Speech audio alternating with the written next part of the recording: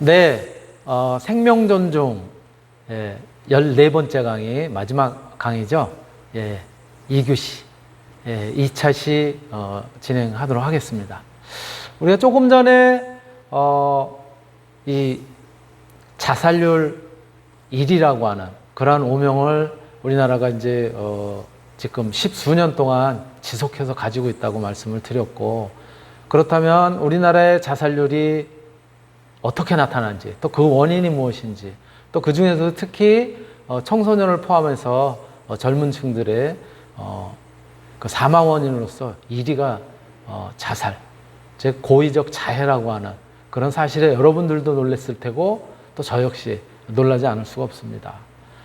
그런데 이렇게 특히 이제 젊은 층들이 자살률이 높은, 즉 스스로 생을 갖다 마감하고자 하는 그런 생각을 갖다가 가졌다는 이제 그런 원인으로 우리가 이제 찾아볼 수 있었던 것이 결국은 어떤 그 성과주의, 그렇죠? 성적 만능주의 이런 것이 이제 가장 크다라고 이제 이야기를 하게 되는 것이죠.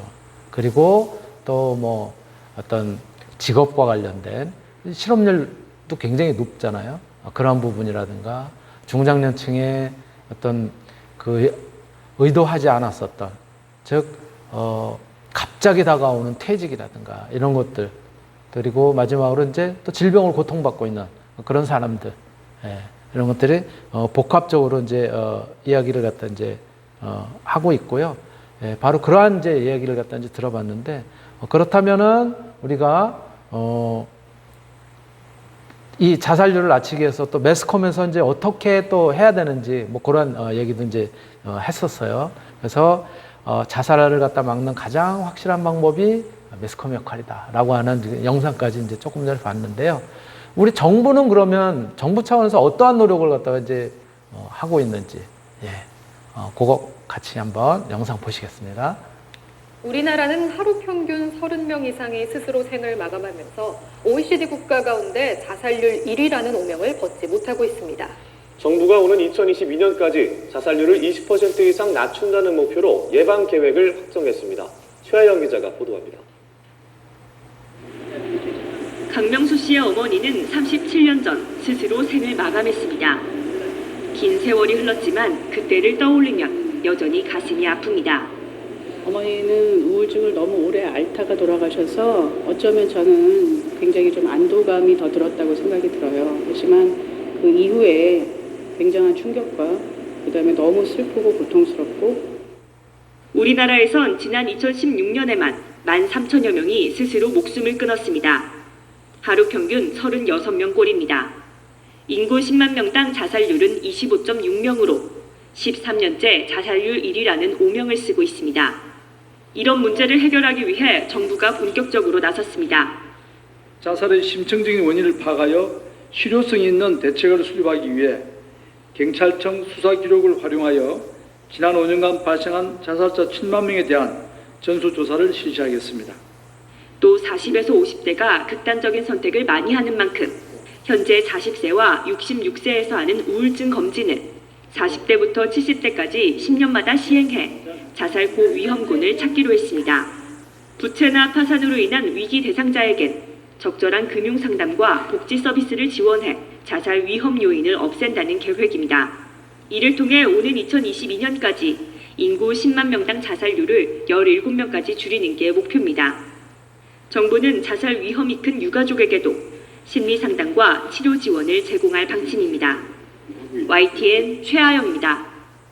네, 정부에서도 다각적으로 노력을 하겠다라고 해서 이제 몇 년 전에 이제 발표한 내용인데요.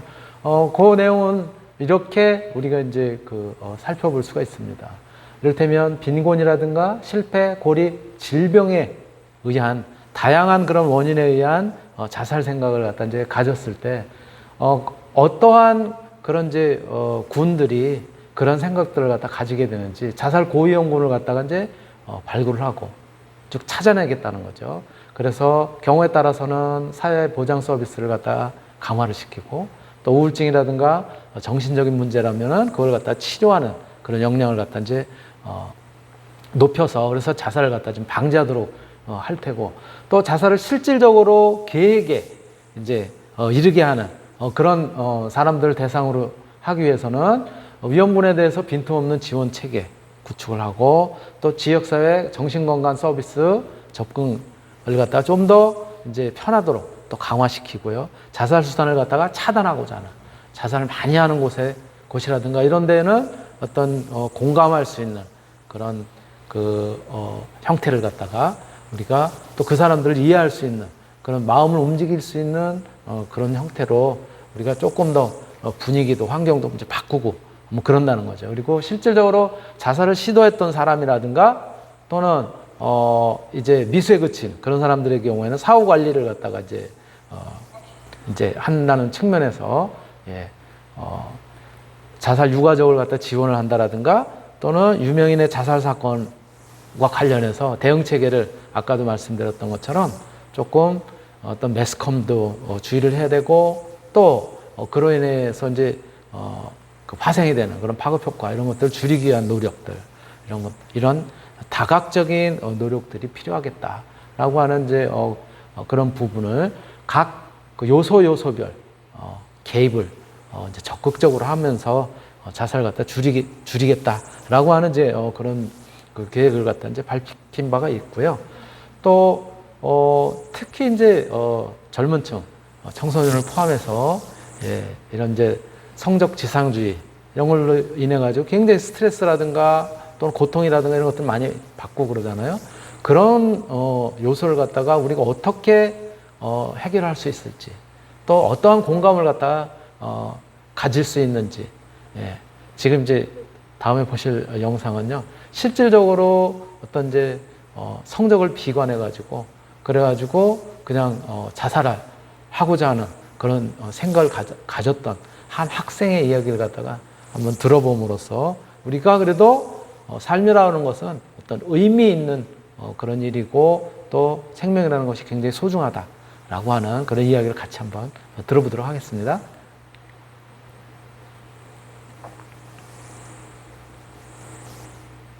안녕하세요. 세바시 청소년스쿨 3기 우지원입니다. 반갑습니다.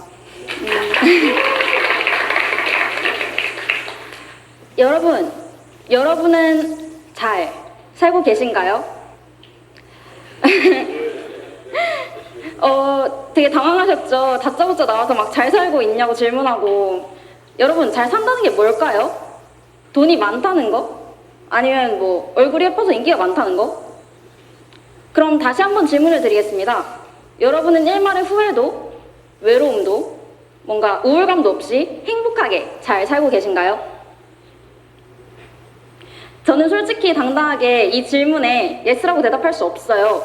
왜냐하면 불과 3개월 전에 저는 자살을 시도했어요. 먼저 제 자랑을 조금 해도 될까요? 네, 저는 중학교 때 우리 학교에 보배라는 소리까지 들어가면서 뭐 1등, 우등생, 뭐 금상 이런 수식어가 따라 붙는 그런 엄친딸이었어요. 그렇게 당당하게 과학고에까지 합격을 했어요. 근데 그렇게 들어가서 그렇게 입학해서 본 시험 결과 제가 몇 등을 했을 것 같나요? 네, 되게 고마운 말씀이신데 여기 엄마가 오셨거든요, 저희 엄마가. 근데 아마 제 성적표를 한 번도 안 보여드려서 모르실 거예요. 네, 보고 충격받지 않으시면 좋겠고, 저는 총 83명 중에 82등을 했습니다.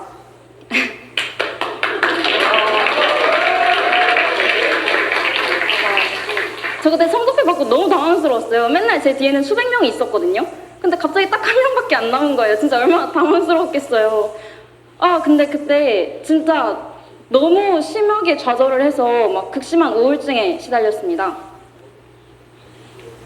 이건 내가 잘못한 게 아니야. 내 잘못이 아니야. 그냥 이 학교가 나랑 안 맞아서 이러는 거야. 벗어나고 싶어. 도망칠 거야. 그렇게 계속 도피를 하다가 곧 저는 저를 직시할 수 있었습니다. 아무것도 할 줄 아는 것도 없고 공부도 못하면서 뭐라도 할 줄 아는 듯, 뭐라도 잘 하는 듯 발악을 하고 있는 제 모습이 거울을 통해 보였어요. 문득 제가 너무 초라해 보였습니다. 그래서 그때 결심했어요. 죽어야지. 다음날 아침에 저는 학교를 뛰쳐나갔습니다. 되게 딱딱한 뾰족한 아스팔트 길을 걸으면서 옆에는 커다란 돌벽이 있었고 여기에는 막 몇 톤 트럭들, 화물차들이 쌩쌩 달리고 있었어요. 아 진짜 이렇게 타박타박 아스팔트 길을 걷고 있는데 제가 꽃을 되게 좋아해요. 근데 그 아스팔트 길에 민들레가 듬성듬성 피어 있거든요. 그 와중에도 꽃이 너무 예쁜 거예요. 그래서 갑자기 또 억울해져요. 아, 나는 이렇게 우울한데, 난 이렇게 죽고 싶은데, 막 꽃은 예뻐, 막 쟤는 예뻐. 그래서 그때 꽃한테도 질투를 합니다. 그리고 그때 다시 한번 생각을 해요. 하나, 둘, 셋 하면 뛰어들어야 되겠다. 하나, 둘. 하나, 둘. 아, 죽어야 되는데. 하나, 둘. 하지만 전 둘 이상을 세지 못했어요. 아, 제가 설마 숫자를 못 써서 둘 이상 못 센 거겠어요. 그렇진 않지만 나름 과학고인데 숫자 정도는 셀 수 있어요. 근데 단지 저는 그때 너무 두려웠어요. 너무 무서웠어요. 그렇게 타박타박 아스팔트 길을 따라 걷다 보니까 어느새 저는 집 앞이었습니다. 집을 보니까 딱 긴장이 풀리면서 그대로 잠들었어요. 되게 재밌지 않나요? 상황이 막 비장하게 자살 결심하고 나와가지고 막 집 가가지고 자고 막 그런 상황인데, 저는 그렇게 한바탕의 자살 소동은 끝이 났습니다. 사람들은 살면서 한 번쯤 아니면 어쩌면 더 많이 우울감을 겪게 됩니다. 나는 분명히 지금까지 행복하다고 느꼈는데, 그렇다고 생각을 했는데 문득 그게 아니라고 느껴질 때가 찾아와요. 제가 얼마 전에 논문을 하나 읽었어요. 청소년 전문가의 소화기 우울증에 관련된 논문이었는데요. 그 논문에서 청소년의 40%는 불안과 우울의 증세를, 20%는 자기의 멸시를, 7에서 8%는 자살을 결심한다고 합니다. 이 통계 자료가 저희에게 보여준 게 뭘까요? 바로 나만 그런 게 아니다라는 거죠. 지금 내 옆에 있는 친구도 아니면 지금 저한테 보이는 엄마도 실제로 그런 생각을, 그런 경험을 한다는 거예요. 실제로 얼마 전에 저는 엄마한테 그런 질문을 받았어요.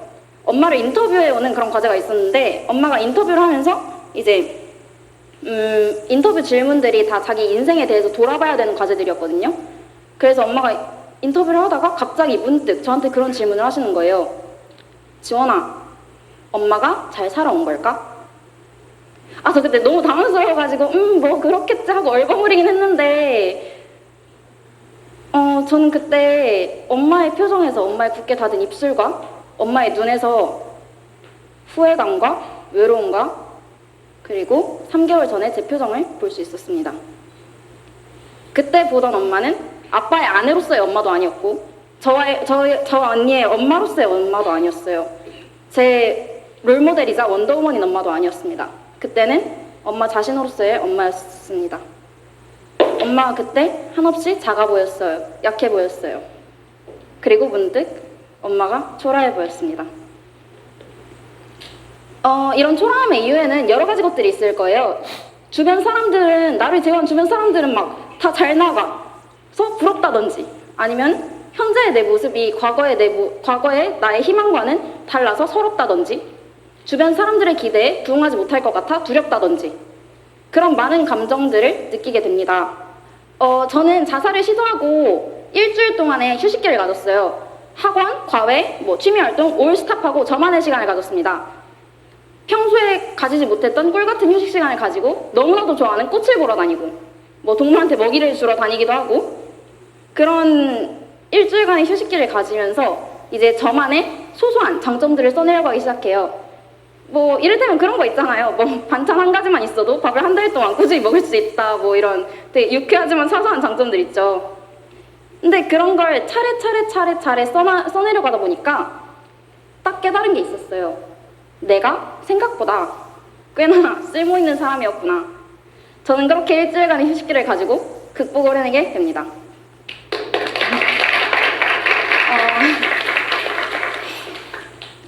문득 자신이 초라해진다면 가장 먼저 실컷 펑펑 울어보세요. 우는 게 창피한 게 아니에요. 우는 것을 통해서 자신의 감정을 표출하고 더 나아질 수 있다고 생각합니다. 그 다음으로는 자신만의 사소한 장점들, 사소하고 유쾌한 장점들을 써내려가 보세요. 되게 사소한 거 있잖아요. 누구나 하나쯤 가지고 있을 법한 거예요. 마지막으로 기뻐하세요. 당신은 지금 당신의 인생에서 가장 중요한 성장 과정을 잘 견뎌냈습니다. 그 시기 동안 여러분은 많은 생각을 하게 될 거예요. 좌절감과 우울감에 빠지기도 할 거고 행복함을 느끼기도 할 거예요. 그 시기가 끝나면은 여러분은 여러분을 더 사랑할 수 있을 거예요. 그리고 그때 깨달을 겁니다. 여러분이 생각보다 꽤나 멋진 사람이라는 것을요. 감사합니다. 네, 실질적으로 이렇게 이제 경험을 통해서 이제 자기의 어떤 그 지금까지 겪어왔었던 그런 것들 갖다가 이제 이야기를 하고 또 이렇게 이야기를 나눔으로써 또 같이 고통을 받고 또 어려움을 겪는 사람들에게 힘이 될 수 있는 그런 이야기인 것이죠. 스스로가 그래도 아직은 많은 장점을 가지고 있고 쓸모 있는 사람이다 라고 하는 그런 이제 자부심, 네, 자존감을 갖다 높여야 된다라고 하는 이제 그런 이야기를 이제 들을 수가 있는데요. 그리고 우리나라에서 많이 스스로 목숨을 끊는 그런데 이제 어디냐면은 매스컴에도 가끔씩 등장을 하지만 뭐 한강 다리에서 투신을 했다라든가 뭐 이렇게 이야기를 하잖아요. 바로 마포대교의 모습이에요. 마포대교가 과거에는 여기에 우스갯소리라든가 또는 아재 개그 같은 이런 것들로 써놨어요. 뭐 이를테면 뭐 실은 해놓고 쭉 가다가 뭐 바늘을 좋아한다라든가 뭐 이런 식의 이제 우스갯소리를 갖다 이제 써놓고 그랬었는데 그런 것들이 어떤 자살을 갖다 감행하고자 하는 사람의 공감을 갖다 이제 얻을 수가 없죠. 그래서 요즘은 이렇게 바뀌었습니다. 문구도 많이 힘들었구나. 너 그래도 아직은 괜찮은 사람이야. 내가 너의 마음을 충분히 나도 이해를 할 수 있어. 라든가 이렇게 공감하는 표현으로 바꾸고 또 행동으로 직접 옮기기에는 어렵게 저렇게 펜스도 실질적으로 저렇게 침으로써 그래서 조금 더 이런 이제 순간의 변화를 갖다가 심리적인 변화를 갖다 줌으로써 자살을 갖다 방지할 수 있도록 하는 이런 아주 미미한 부분이지만은 그런 노력들을 갖다 이제 다각적으로 지금 하고 있다는 거 그런 부분 이제 말씀을 드리고요. 또 하나 사례로 어떤 것들이 있냐면은 요거는 일본의 바닷가에 여기도 마찬가지로 소위 자살바위라고 얘기하는 그런 바위에 세워져 있는 팻말이에요. 저 팻말이 뭐라고 써 있냐면요. 제가 한번 읽어볼게요. 이슨 맞대 하드디스크와 게시다노까 이 얘기가 뭔 얘기냐면 이슨이라고 하는 것이 잠깐 그런 얘기예요. 맞대는 기다려 그런 뜻이고요. 하드디스크 컴퓨터 하드디스크죠. 하드디스크는 너 지웠니? 이렇게 써 있는 거예요. 즉 자살자가 많은 일본 어느 바닷가에 세워져 있는 그런 이제 팻말인데 잠깐 하드디스크는 삭제했나요? 라고 하는 그런 이제 팻말 문구예요. 근데 요 팻말이 설치된 이후에 자살자가 실질적으로 감소를 했다고 합니다. 바로 저거를 딱 봤더니 어떤 생각이 들었겠어요? 여러분 같으면 하드디스크 지웠냐? 딱 보니까 내 하드디스크에 뭐가 있었지? 내 하드디스크에는 내가 혹시 창피한 또 뭐 내가 진짜 남들에게 이렇게 이제 봤을 때 그랬을 때 좀 이상한 거는 없는 거 아닐까? 이런 생각을 갖다 잠깐 하게 되고 집으로 돌아가서 하드디스크 지우고 그러는 과정에서 자살이라고 하는 그런 충동적인 그런 생각을 갖다 다시 되돌이키게 되는 그런 아주 사소하지만 그래도 이렇게 아주 효과적인 그런 방법들이 얼마든지 있다는 거예요. 이러한 사례를 갖다가 이제 통해서도 우리가 자살을 갖다 예방할 수 있는 그런 하나의 방법이라고 볼 수가 있고요.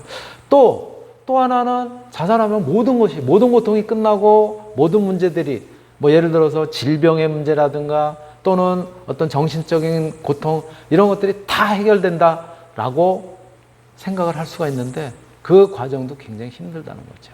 그래서 실질적으로 인터뷰를 했더니 잠자듯 편안한 죽음? 그거는 거짓말이다 라고 하는 실제 증언들이에요. 자살 시도자들이 말하는 자살. 이영식 씨 감염입니다. 69세 남성이요. 지금도 후유증이 있다. 이제는 자살할 생각이 들지 않는다.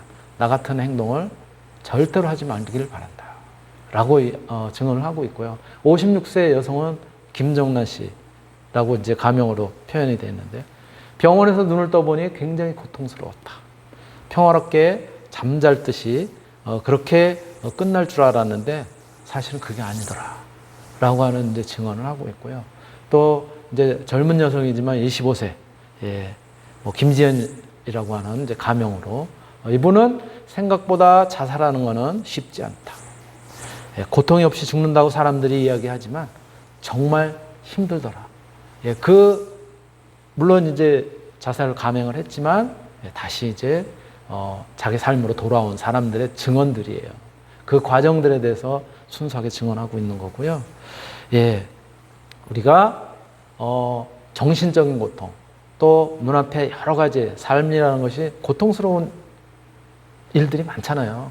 그렇죠? 그래서 뭐 종교적인 문제지만은 사는 것이 곧 번뇌다, 뭐 이렇게 이제 이야기하기도 하잖아요. 예. 자, 그러나 그러한 이제 역경들, 이런 것들 사실은 우리가 딛고 일어섬으로써 또 스스로 어떤 진짜 삶이라고 하는 것이 가치가 있는 일이다라고 하는 것을 또 느끼기도 하지 않나요? 여러분들이 잘 아시는 닉부이치치라고 하는, 예, 팔도 없고 다리도 없습니다. 예, 사지가 없는 소위 해표지증이라고 하는 그런 이제 그 병을 갖다가 태어날 때부터 가지고서 이제 태어난 그런 사람인데 8살 이후에 자살 시도를 3번이나 했다고 하지만, 예, 지금은 아주 꿋꿋하게 진짜 삶이라고 하는 것이 의미가 있는 그런 거다라고 하면서 전 세계적으로 돌아다니면서 강연도 하고 또 사람들에게 용기를 불어넣어주고 그런 일들을 갖다 이제 하고 있지요. 우리나라에서도 이렇게 해표지증을 앓고 있는, 예, 우리 가까이 대전에 있는 이제 이희아라고 하는 이제 여자분인데, 이분은 열심히 피아노를 치면서 그러면서 이제 삶을 갖다가 개척해 나가고 있는 분이에요. 같이 한번 그 영상 보도록 하겠습니다. 네.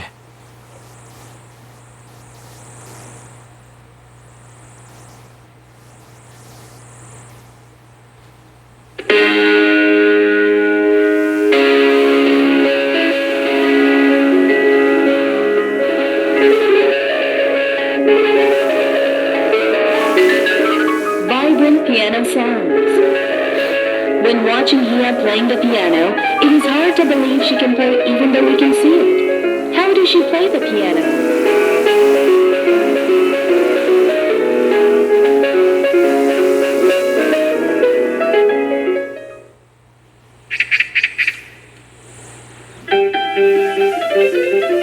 Pianist Hia Lee.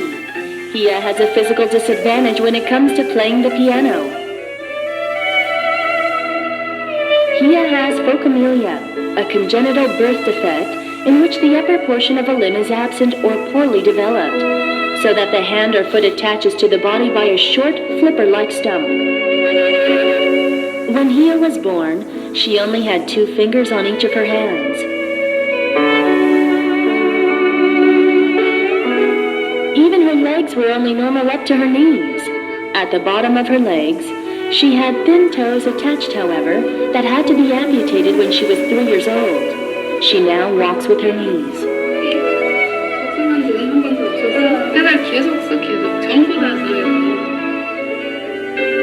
Despite all this, Hia grew up a beautiful and bright child. Everyone said it was impossible, but Hia plays the piano with 4 fingers. It is possible only through painstaking perseverance and practice.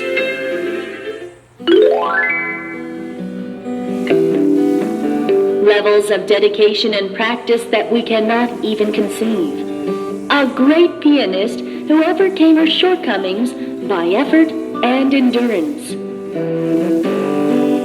Though physically small, Hia has a big heart that delivers hope whenever she plays the piano. Now Hia is a famous pianist. Her concerts and performances are all year round.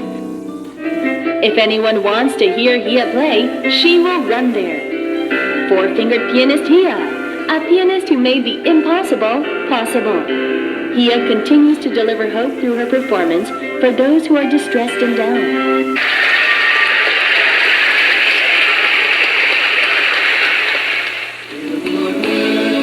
Unseen fingers. Hia does not only possess 4 fingers, she has much more than 6 fingers, filling in for her while she plays the piano.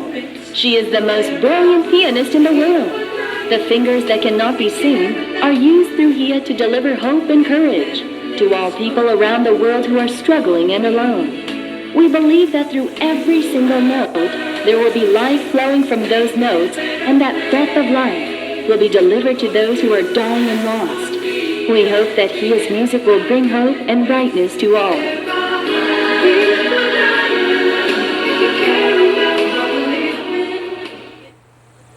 네, 손가락이 4개밖에 없어요.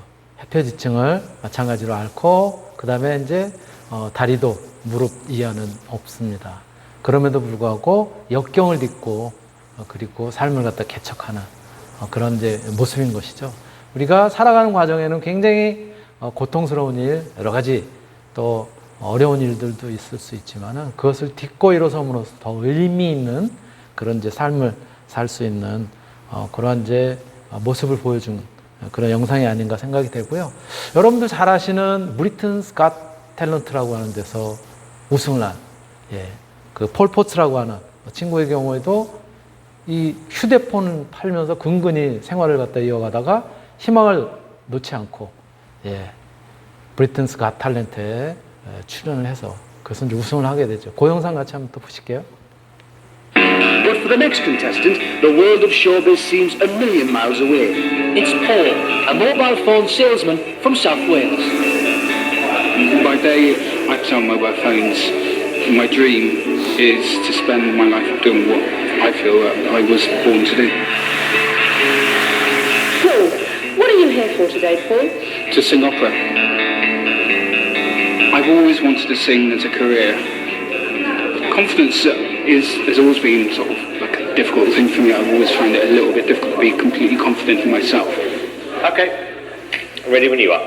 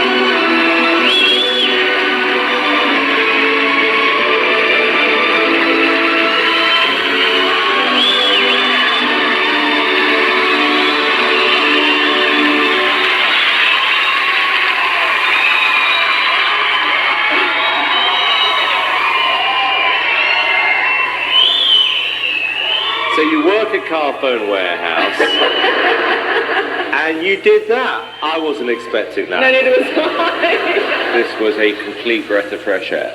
I thought you were absolutely fantastic. You have an incredible voice. I think if you keep singing like that, you are going to be one of the favourites to win this whole competition. I think that we've got a case of a little lump of coal here that is going to turn into a diamond. moment of truth, young man. Piers. Absolutely yes. Amanda? Yes. Paul, you are through to the next round.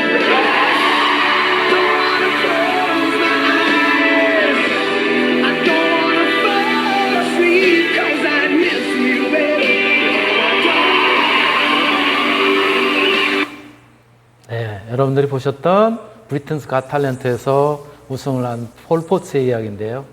외모 콤플렉스로 대중에게 잘 나타나지 않고 그리고 혼자서 그냥 휴대폰 팔고 그랬었는데 그래도 어느 날 이렇게 브리튼스 갓 탤런트에서 노래를 부르면서 맨 오른쪽에 있는 사람이 세계적인 기획자거든요. 싸이옹이라고 하는 사람인데 이 사람이 이제 후원을 하고 지원을 하게 됩니다. 그래서 우리나라도 왔었던 적이 있죠. 다음 영상이 사실은 제가 준비를 했었는데 최근에 우리나라도 그런 사람이 있거든요. 혹시 들어본 적이 있는지 모르지만 최성봉이라고 하는 어렸을 때부터 껌파리하고 또 뭐 계단 밑에서 자고 어려움을 갖다가 극복을 해가면서 그래서 노래를 부르고 코리아 갓 탤런트에서 이제 최종에서 준우승도 하고 그랬었는데 최근에 무리를 일으켜가지고 암투병이라든가 이런 것들이 허위로 드러나서 제가 그 영상 보여드리려고 하다가 삭제를 했어요. 예, 조금 이제 안타깝지만 그러한 이제 사례가 있고요. 생을 갖다가 우리가 역경을 갖다가 극복하지 못하고 마감하는 사람들이 이제 꽤 있죠. 그래서 최근에 또 한 사례로는 생을 마감하려고 했었던 청년들에게 한 판사가 위로의 말을 갖다가 전하고 격려를 했었다는 그런 이제 매스컴 보도가 있었습니다. 같이 한번 보시겠습니다. 스스로 생을 마감하려 한 청년들을 법정에서 따뜻하게 위로하고 배려한 판사가 있어 화제가 되고 있습니다. 재판 과정에서 생을 포기하지 말라고 호소한 판사는 집행유예로 풀려난 청년에게 차비까지 챙겨줬습니다. JCN 뉴스 구현희 기자. 신변을 비관해 인터넷에서 만나 동반 자살을 시도한 청년들, 다행히 미수에 그쳤습니다. 울산지방법원 1심 재판부는 자살방조 미수 혐의로 기소된 30대 남성 2명에게 징역 10개월의 집행유예 2년과 징역 8개월의 집행유예 2년을 각각 선고했습니다. 재판장인 박주영 울산지법 부장판사는 재판 말미에 이들을 향해 당부의 말을 전했습니다. 박 부장판사는 스스로 생을 마감하는 것을 막을 수만 있다면 강제로라도 장기간 구금해야 하는 건 아닌지 깊이 고민했다며 스스로 생을 포기하려고 한 깊은 고뇌와 참담한 심정을 다 이해할 순 없지만 지금보다 더 좋은 날이 반드시 올 것이니 살아달라고 호소했습니다. 또 우주가 도서관이라면 우리 모두는 한 권의 책으로 한 번 시작된 이야기가 허망하게 도중에 끝나서는 안 된다며 앞으로 이들이 써내려갈 다음 이야기를 우리 모두가 궁금해한다는 걸 잊지 말아달라고 말했습니다. 그러면서 이들을 위해 동료 수감자가 재판부에 탄원서를 제출했다는 사실도 알렸습니다. 선고를 마친 박 부장판사는 이들을 위해 자신이 직접 골랐다며 2권의 책을 선물로 건넸습니다. 특히 구속됐다 풀려난 한 청년에게는 멀리 떨어진 집까지 가는 차비에 보태고 3살 조카의 선물도 사가라며 자신의 사비 20만 원을 따로 챙겨줬습니다. 스스로 생을 마감하려 했던 이들은 재판부의 따뜻한 위로와 배려에 눈물을 흘렸습니다. 재판부는 세상에서 고립돼 쓸쓸히 생을 마감하는 사람들이 도처에 있는 한 우리는 결코 잘 살고 있다고 말할 수 없다며 눈길을 주고 귀 기울여 얘기를 들어주는 것이 누군가를 살게 한다고 강조했습니다. 박 부장판사는 판사 생활을 하면서 피고인에게 돈을 건넨 것은 처음이라며 어떻게든 이들에게 삶의 의욕을 불어넣어 살게 하고 싶었다고 말했습니다. JCN 뉴스 구현입니다. 네, 이 판사님처럼 따뜻한 위로, 격려 이런 것들이 또 청년들 갖다가 새로운 삶을 살 수 있도록 하는 용기를 불어넣어 줄 수 있었겠죠. 네, 바로 우리 모두가 해야 될 그런 이제 관심 또 이해 이런 부분들입니다. 네. 오늘 제가 준비한 내용은 여기까지고요. 저하고 한 학기 동안 생명존중 강의를 같이 해주셔서 진심으로 감사를 드리고요. 이상으로 저의 강의는 모두 마치도록 하겠습니다. 코로나가 빨리 이제